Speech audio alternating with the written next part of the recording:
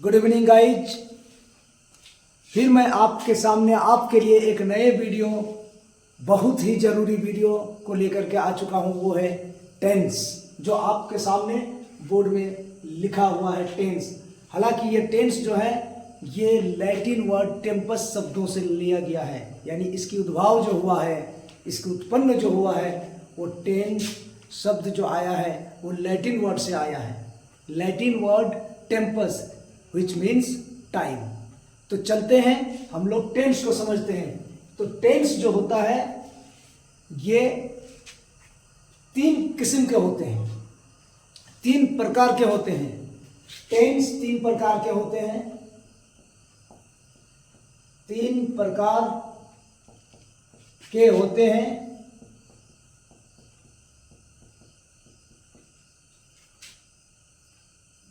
पहला number present tense, इसको हिंदी में हम कहते हैं वर्तमान काल। वर्तमान काल। दूसरा पास्ट टेंस, इसको कहेंगे हम अतीत काल या भूतकाल। और एक होगा फ्यूचर टेंस, जिसको हम कहेंगे भविष्य काल। फ्यूचर टेंस, भविष्य काल। भविष्य काल, ये तीनों टेंस है। ये तीन टेंस, हर एक टेंस का चार चार भाग होगा, सब टाइप्स होंगे। इसका चार, इसका चार और फ्यूचर का भी चार, यानी प्रेजेंट टेंस के चार भेद होंगे, पास्ट टेंस के चार भेद होंगे और फ्यूचर टेंस के चार भेद होंगे। सबसे पहले हम लोग प्रेजेंट की चार भेद क्या है इसको समझते हैं। यानी प्रेजेंट टेंस के चार भेद है। पहला number simple present tense.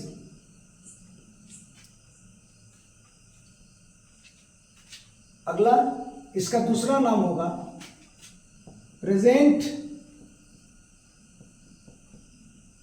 Indefinite tense. Tense नाम तो है, टेंस एक ही है। सिंपल प्रेजेंट टेंस भी आप उसको कह सकते हैं, या फिर प्रेजेंट इंडेफिनिट टेंस इसको आप बोल सकते हैं। इसका दूसरा जो भाग है इसका नाम होगा प्रेजेंट कंटिन्यूअस टेंस और प्रेजेंट इम्परफेक्ट टेंस। इसका और एक नाम है present progressive tense. Progressive tense,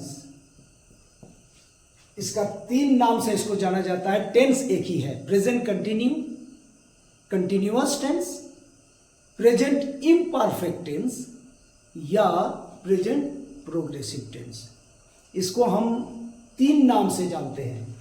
इसका तीसरा नंबर जो पार्ट है उसका नाम है प्रेजेंट परफेक्ट टेंस और चौथा पार्ट जो है इसका नाम होगा प्रेजेंट परफेक्ट कंटिन्यूअस टेंस।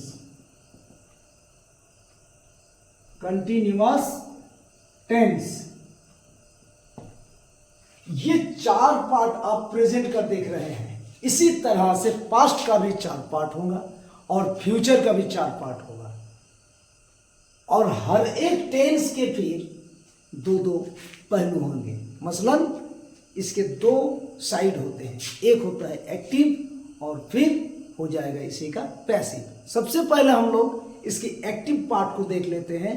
हर 4 टेंस का भाग का सिंपल प्रेजेंट टेंस और प्रेजेंट इंडेफिनिट टेंस कहते किसको हैं, इसकी पहचान क्या होगी और हम इसको आसान तरीके से कैसे हिंदी से अंग्रेजी ट्रांसफॉर्म करेंगे, इसको भली भांति हमें और आपको जानना बहुत ही जरूरी है। इसलिए चलते हैं, अब हम लोग समझते हैं सिंपल प्रेजेंट टेंस क्या है, सिंपल प्रेजेंट टेंस किसको कहेंगे। तो यहां जो सिंपल प्रेजेंट टेंस है इसकी हम लोग पहचान और नियम को देख लेंगे। प्रेजेंट इंडेफिनिट टेंस और प्रेजेंट और सिंपल प्रेजेंट टेंस और सिंपल प्रेजेंट टेंस, इसको हम कैसे पहचानते हैं। सबसे पहले पहचान कौन, सिंपल प्रेजेंट टेंस को हम कैसे हिंदी में पहचान करेंगे और इसी तरह से ये हर एक टेंस का मैं इंग्लिश पार्ट भी लाऊंगा। मसलन इंग्लिश टू इंग्लिश क्लासेस भी होंगे और वो क्लास उन बच्चों के लिए होगा जो खास करके इंग्लिश मीडियम में अध्ययन कर रहे हैं, तो वो इंग्लिश वर्जन में होगा, पूरी वीडियो मेरा इंग्लिश वर्जन में बनेगा। तो ये पहचान जैसे जिस हिंदी वाक्य के क्रिया के अंत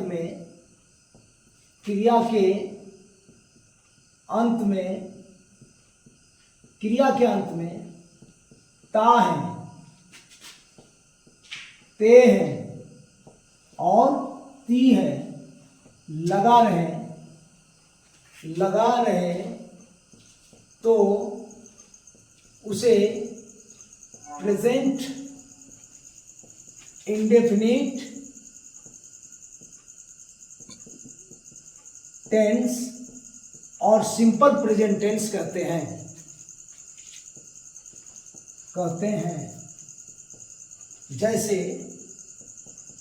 जैसे वह पढ़ता है, तुम पढ़ते हो, मैं पढ़ता हूं। जो पहचान में क्रिया क्या, जहां पहचान में बताया गया है कि जिस वाक्यों के क्रिया यानी कि वर्ब के अंत में, हिंदी में क्रिया अंग्रेजी में वर्ब बोलते हैं उसको, तो क्रिया के अंत में जब भी किसी भी क्रिया के अंत में हिंदी वाक्यों के यदि ता ते ती, वो खेलता है, मैं पढ़ता हूं, तुम हंसते हो, बच्चे रोते हैं, शिक्षक पढ़ाते हैं, माँ खाना पकाती हैं, पिताजी कार्यालय जाते हैं, तो हर एक वाक्यों के अंत में ता ते ती आएंगे। आपको समझना है यही सिंपल प्रेजेंट टेंस है। तो इसको हम लोग अब अंग्रेजी में कैसे ट्रांसफॉर्म करेंगे, इसकी कुछ पहचान और नियम को हम लोग देख ले। अब नियम को देखेंगे, पहचान तो देख लिए, अब हमारा काम है नियम, how to translate from Hindi to English. तो इसकी नियम साधारणता है, इसमें एफर्मेटिव जो स्ट्रक्चर आप कहेंगे, हम बोलेंगे इंग्लिश में, तो जो एफर्मेटिव टेंस होगा, जो एफर्मेटिव होगा उसमें तो वर्ब का काम होता है। एक वर्ब का पहला रूप मूल रूप यानी वर्ब 1 और वर्ब का 5वां रूप। तो सबसे पहले हम लोग थोड़ा सा समझ लेते हैं कि वर्ब 1 क्या है और वर्ब 5 क्या है। तो वर्ब 1 और वर्ब 5 को हम लोग थोड़ा सा समझते हैं कि जैसे पढ़ना, ये पढ़ना जो है ये क्रिया है, इसका जो अंग्रेजी होगा, पहला अंग्रेजी पढ़ना मतलब पढ़ता है, पढ़ना मतलब पढ़ता, खेलना मतलब खेलता, तो जो ना वही ता, इसको हम कहेंगे क्रिया। तो ये जो पढ़ना है इसका अंग्रेजी हो जाएगा वर्ब 1, रीड। पढ़ने का अंग्रेजी रीड, यही कहलाएगा वर्ब 1। और वर्ब 5 मीन्स वर्ब का 5वां रूप। तो इसमें हम क्या जोड़ देंगे, एस लगा देंगे, एस जोड़ देंगे, ये हो गया वर्ब 5। यानी मोटे तौर पर समझ लेना है कि किसी भी वर्ब 1 में एस और ईएस जोड़ने पर वह वर्ब 5 बन जाता है। जैसे खेलना, खेलना इसका अंग्रेजी होगा प्ले, इसको हम कहेंगे वर्ब 1, यानी कि हिंदी का पहला अंग्रेजी। अब इसमें हम कुछ लगाते हैं, ईडी लगाएंगे तो वर्ब 3 बनेगा, 2 बनेगा, आईएनजी लगा देंगे तो वर्ब 4 हो जाएंगे, इसमें एस लगा देंगे तो वर्ब 5 बन जाएगा। तो पहला अंग्रेजी यानी हिंदी खेलना, इसका जो पहला अंग्रेजी होता है उससे हम वर्ब 1 कहेंगे। इसमें अब हम एस लगा देंगे, एस जोड़ देंगे तो ये कहलाएगा वर्ब 5। तो समझते हैं कि वर्ब 1 और वर्ब 5 हम लोग समझ चुके हैं। अब देखेंगे कि इस तरह का वाक्यों को हम अंग्रेजी में जब भी इंग्लिश में ट्रांसलेट करते हैं तो क्या क्या स्ट्रक्चर का प्रयोग होता है, किस किस सब्जेक्ट के साथ और पर्सन के साथ हम लोग वर्ब 1 का प्रयोग करेंगे और किसके साथ वर्ब 5 का प्रयोग करेंगे।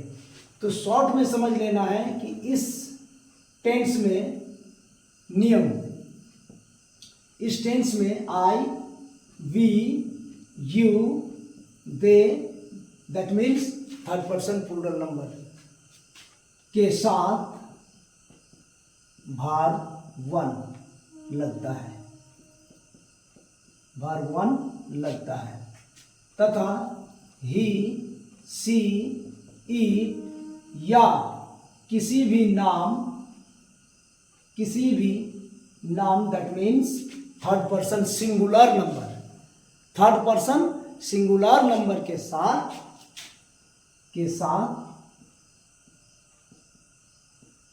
वर्ब 5 लगता है, यानी वर्ब 5 का प्रयोग करते हैं। तो चलते हैं अब उपरोक्त जो सेंटेंस है, ये उपरोक्त सेंटेंस को, ऊपर में लिखी सेंटेंस को अब हम अंग्रेजी बनाते हैं इस फॉर्मूला के आधार पर। वह का अंग्रेजी हो गया ही। अब ही जो है, ही के साथ हम क्या लगाते हैं, वर्ब 5। अब उसका वर्ब क्या है, पढ़ता है, मतलब पढ़ना, तो पढ़ने का अंग्रेजी रीड। और ये हो गया वर्ब 1। तो किसी भी वर्ब 1 में जब हम एस जोड़ते हैं तो वो क्या बनता है, वर्ब 5 बन जाता है। फिर उसके बाद आइए यू, तुम का अंग्रेजी यू। अब चलिए आई, वी, यू, दे के साथ वर्ब 1 लगता है। यहां पर वर्ब क्या है, पढ़ना, रीड, वर्ब 1 हो गया। फिर चलते हैं आई, मैं का अंग्रेजी आई, और आई के साथ भी क्या लग जाता है, वर्ब 1। इसमें वर्ब क्या है, पढ़ना, रीड, ये हो गया वर्ब 5। तो आशा करते हैं कि आपको हमारी ये लेसन, ये पार्ट समझ में आया होगा। फिर हम आपसे मिलते हैं इसी टेंस से संबंधित इनका स्ट्रक्चर के साथ। फिर हम आपके साथ अगले वीडियो में मिलते हैं। तब तक के लिए दीजिए इजाज़त। धन्यवाद।